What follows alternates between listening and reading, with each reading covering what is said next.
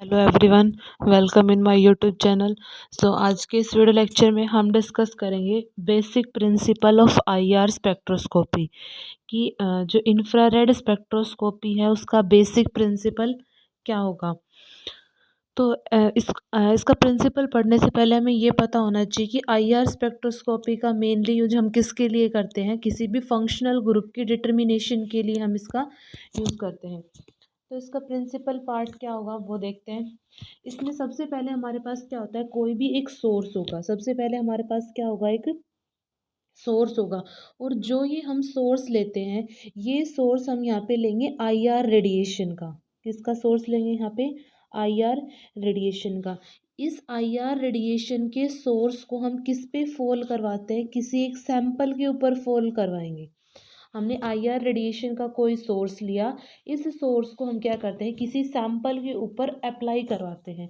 अब जो हमने यहाँ पे आईआर रेडिएशन जो हमने यूज़ की है वो डिफरेंट डिफरेंट वेवलेंथ की हो सकती है। मान लो ये 100 नैनोमीटर की हो सकती है, 200 नैनोमीटर की भी हो सकती है, 300 की, 400 की, मतलब अलग अलग वेवलेंथ की ये क्या हो सकती है, हमारे पास ये रेडिएशन हो सकती है। इस रेडिएशन को जब हम किसी सैंपल के ऊपर फॉल करवाते हैं तो ऐसा तो होगा नहीं कि सारी की सारी जो हमने वेवलेंथ जो लगाई है कि वो सारी ही एब्जॉर्ब हो जाए। नहीं, कुछ तो क्या हो जाएगी, यहाँ पे एब्जॉर्ब हो जाती हैं कुछ रेडिएशन, और कुछ रेडिएशंस क्या हो जाती हैं यहाँ से इमिट आउट हो जाती हैं। तो जो रेडिएशन सैंपल एब्जॉर्ब नहीं कर पाता, जिनको वो इमिट आउट कर देता है, उनको हम यहाँ पे क्या होता है कि डिटेक्टर लगा हुआ होता है। डिटेक्टर से हम क्या कर लेते हैं, उन रेडिएशन को क्या कर लेते हैं, मेज़र कर लेते हैं जो सैंपल एब्जॉर्ब नहीं कर पाया। और जो लाइट मतलब जो रेडिएशन सैंपल ने यहाँ पे एब्जॉर्ब की है उसकी वजह से क्या चेंज आएगा, अब हम वो देखेंगे। तो यहाँ पे हमने सबसे पहले देखा कि हम यहाँ पे एक आईआर रेडिएशंस का सोर्स यूज करते हैं जिसकी डिफरेंट डिफरेंट वेवलेंथ हो सकती हैं। जब हम उन रेडिएशन को किसी सैंपल के ऊपर फॉल करवाते हैं तो या तो सैंपल का मॉलिक्यूल उन लाइट को एब्जॉर्ब कर लेता है या फिर उसको क्या कर देता है, ट्रांसमिट कर देता है। जो लाइट ट्रांसमिट होती हैं उनको डिटेक्टर पे डिटेक्ट कर लेते हैं और उसके बीच में एक ग्राफ, इसके डिटेक्टर पे डिटेक्ट होने के बाद एक ग्राफ मिलता है, उसको हम बाद में डिस्कस करेंगे। पहले देखो, मान लो कि यहाँ पर जो सैंपल का मॉलिक्यूल है वो मैंने यहाँ पे फॉर्मेल्डिहाइड का यूज कर लिया, यानी कि HC double bond OH HCHO। ये क्या है? फॉर्मेल्डिहाइड।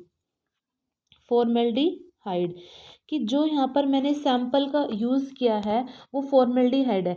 तो इस सोर्स से इस सैंपल के ऊपर क्या होंगी, ये डिफरेंट डिफरेंट रेंज की जो वेवलेंथ है वो फॉल होंगी इसके ऊपर। तो मान लिया कि जो फॉर्मेल्डिहाइड का मॉलिक्यूल है इसने 400 नैनोमीटर की जो वेवलेंथ है उसको एब्जॉर्ब कर लिया। 400 नैनोमीटर की वेवलेंथ को तो कर लिया एब्जॉर्ब, बाकी की जो ये थी 100 200 और 300 इनको एब्जॉर्ब नहीं कर पाया। तो ये सारी क्या हो जाएंगी, ट्रांसमिट हो जाएंगी। ट्रांसमिट होके कहाँ जाएंगी, डिटेक्टर के पास। तो इसकी बात हम बाद में करेंगे, पहले यहाँ पे देखो कि हमारा जो सैंपल का मॉलिक्यूल था इसने मान लिया 400 नैनोमीटर की वेवलेंथ को एब्जॉर्ब किया।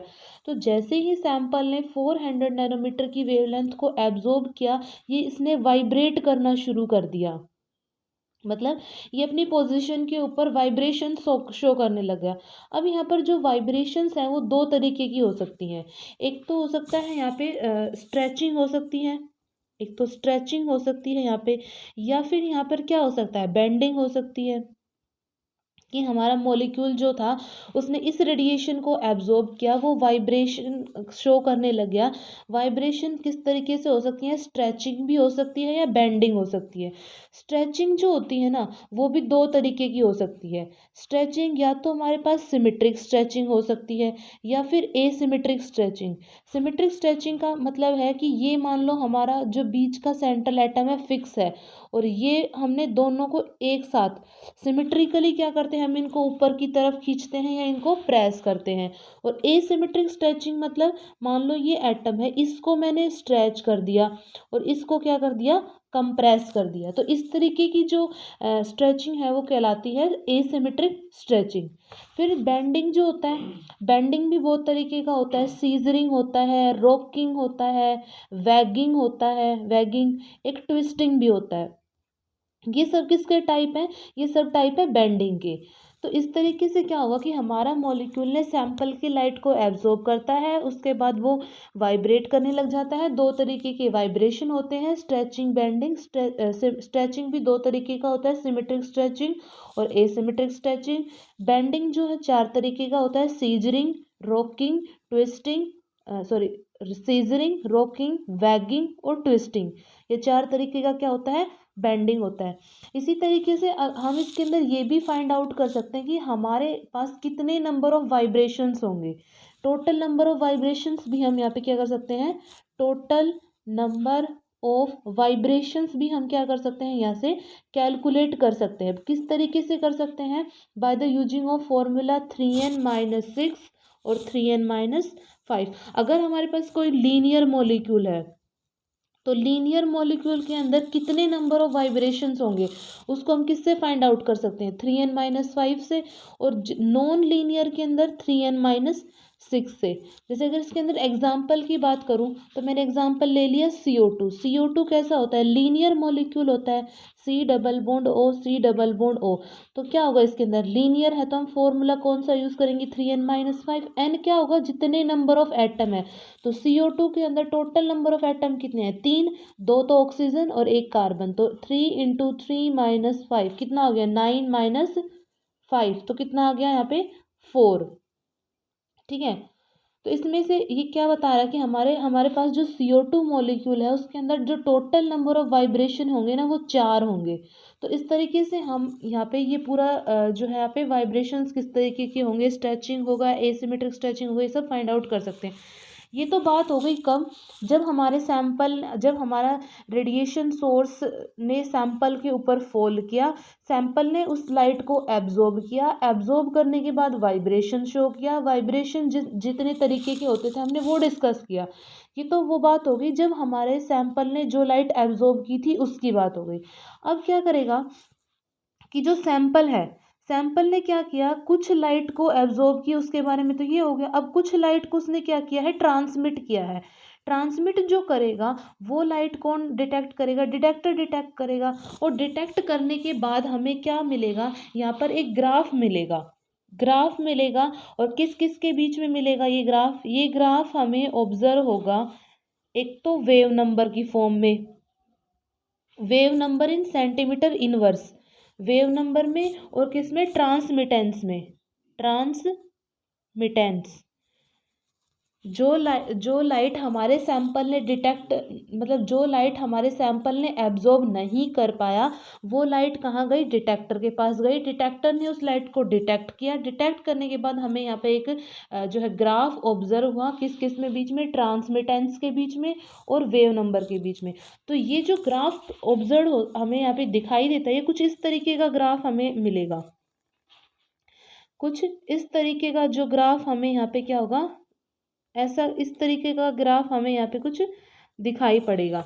तो यहाँ पर जो ये वाला पोर्शन है, ये स्ट्रेट लाइन क्या रिप्रेजेंट कर रही है, यहाँ पे ये जो स्ट्रेट लाइन हमें यहाँ पे दिखाई दे रही है, इसका मतलब क्या है कि ये वो रीजन है जहाँ पर जो हमारा सैंपल था उसने ये लाइट को एब्जॉर्ब नहीं किया। जैसे मान लो यहाँ पे मैंने कितना ले लिया, यहाँ पर मेरा 100% ट्रांसमिटेंस है, यहाँ पर है 100, 200, 300, यानी कि यहाँ तक का जो पोर्शन है ये वाला, यहाँ तक जो हमारा सैंपल था उस सैंपल ने इस रेंज की रेडिएशंस को क्या नहीं किया, एब्जॉर्ब नहीं किया। ये था 400 का, ये पीक जो है ये 400 की है, यानी कि यहाँ पर क्या कर दिया, इस सैंपल ने क्या किया है, इस लाइट को एब्जॉर्ब किया है।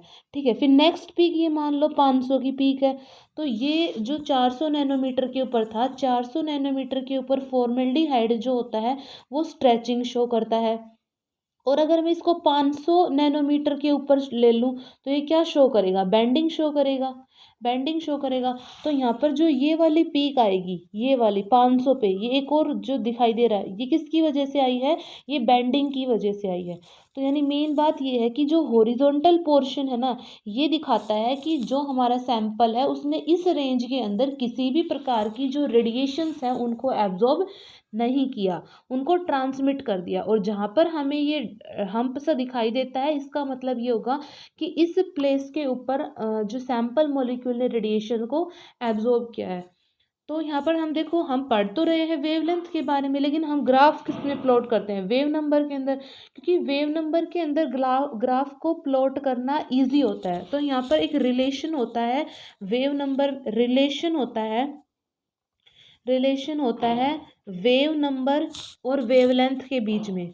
क्या होता है कि जो wave number is inversely proportional to the wavelength. ये किसके इन्वर्सली प्रोपोर्शनल होता है? वेवलेंथ की। ये यहाँ पे रिलेशन होता है। तो अगर हमें वेव नंबर निकालना हो वेवलेंथ की फॉर्म में, तो हम इस तरीके से उसको फाइंड आउट कर सकते थे। तो यही था basic principle of IR spectroscopy, कि सबसे पहले आईआर रेडिएशन का सोर्स था, वो रेडिएशन सैंपल के ऊपर फॉल की, सैंपल के मॉलिक्यूल ने कुछ रेडिएशंस को एब्जॉर्ब कर लिया और कुछ को ट्रांसमिट कर दिया। जिनको एब्जॉर्ब किया उनकी वजह से वाइब्रेशंस हुए। वाइब्रेशंस दो तरीके के थे, सिमेट्रिक स्ट्रेचिंग और मतलब स्ट्रेचिंग और बेंडिंग। फिर वो फर्दर आगे क्लासीफाई हो गए, और जो लाइट सैंपल ने एब्जॉर्ब नहीं की वो डिटेक्टर पे जाके हिट हुई। डिटेक्टर ने उसको डिटेक्ट किया, डिटेक्ट करने के बाद क्या हुआ, उसने ग्राफ प्लॉट किया किस किस के बीच में? वेव नंबर के बीच में और ट्रांसमिटेंस के बीच में। जहाँ पर जो हॉरिजॉन्टल पोर्शन था वो क्या रिप्रेजेंट कर रहा था कि इस रेंज के अंदर कोई भी जो लाइट है वो एब्जॉर्ब नहीं हुई, और बाकी सब यहाँ पे आपको वेव नंबर और वेवलेंथ का रिलेशन एट लास्ट में। So this is overall about basic principle of IR spectroscopy. So आज के वीडियो लेक्चर में बस इतना ही। Thank you.